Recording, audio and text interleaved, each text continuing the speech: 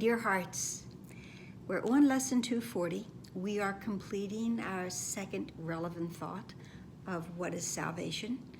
And I'm going to ask you to please subscribe. And even more importantly, please share. Please share these videos with other course students that you know that you think would enjoy them and find them helpful. That's really my request today.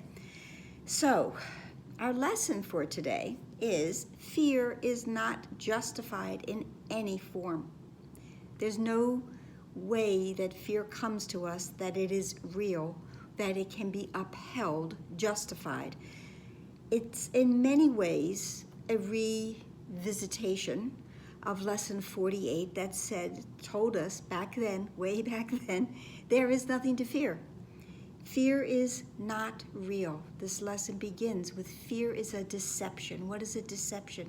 It's a lie, it's a falsehood, it's an untruth. That's what fear is. It is not real. It attests that you have seen yourself as you could never be, and therefore you look upon a world which is impossible. This really is going to blend in, lead us very gently into our next relevant thought.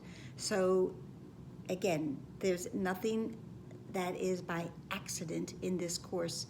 And having this lesson before we go into our next relevant thought of what is the world makes perfect sense.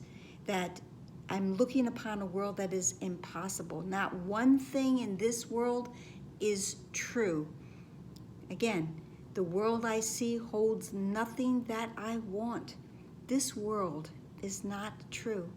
It's made up by smoke and mirrors, made up, not created, and it does not matter what the form in which it may appear.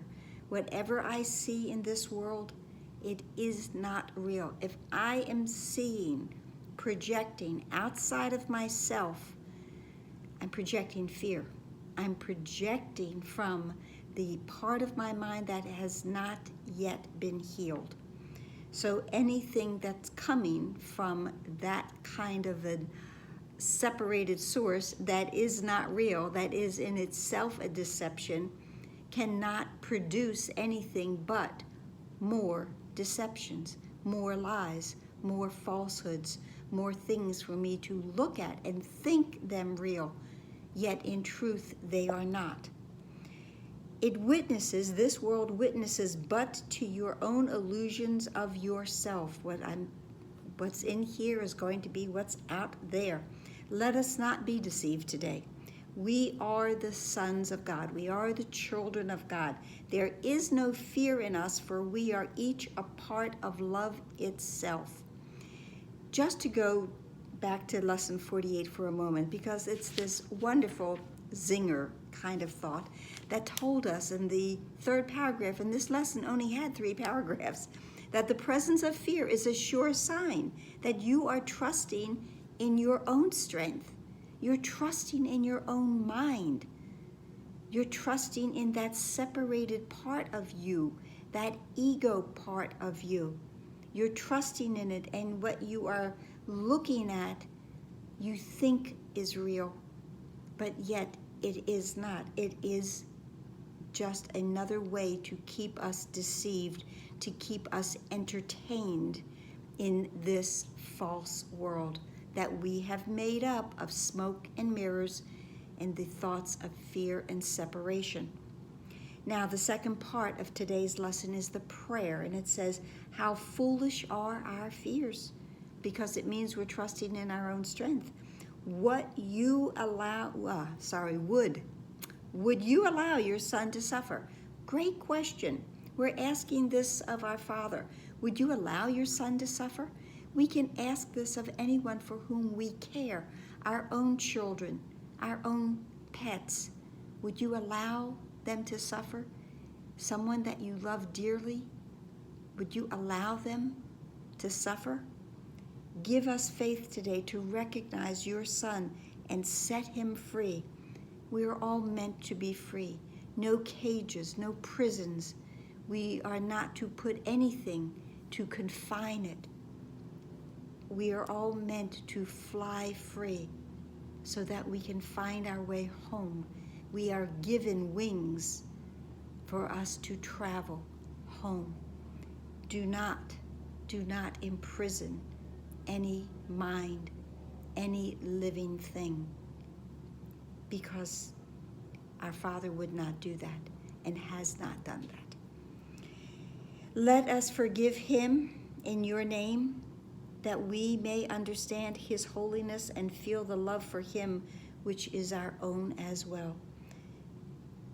The love within us, the perfect love within us that has been given to us beautifully from our Father, extended to us. Our Father loves us perfectly, unconditionally, although that word is not in the course. It is very fitting, because we are loved without conditions. We are loved just the way we are. Billy Joel. We are loved, and we are meant to love as we are loved. Let us forgive him, our brother, in our Father's name, and we will understand our brother's holiness, and we will feel the love for our brother that is the same as the love that our Father has for us. We are meant to share in this expansive, beautiful love, because that's all that is true and that is all that is real. This world is not, and any thought of fear or terror is simply our unrest. We are meant to find salvation, and there's no sorrow in salvation. We are all meant to know to the depth of our soul, to know how much we are loved, and then to give that away. That is the salvation for all of us. That is it for today. I hope it helped. Please like, please share, please subscribe, please comment, please pray. Please be here tomorrow for our next relevant thought that we go to, which again, not one thing in this world is true. We go into what is the world. So, namaste.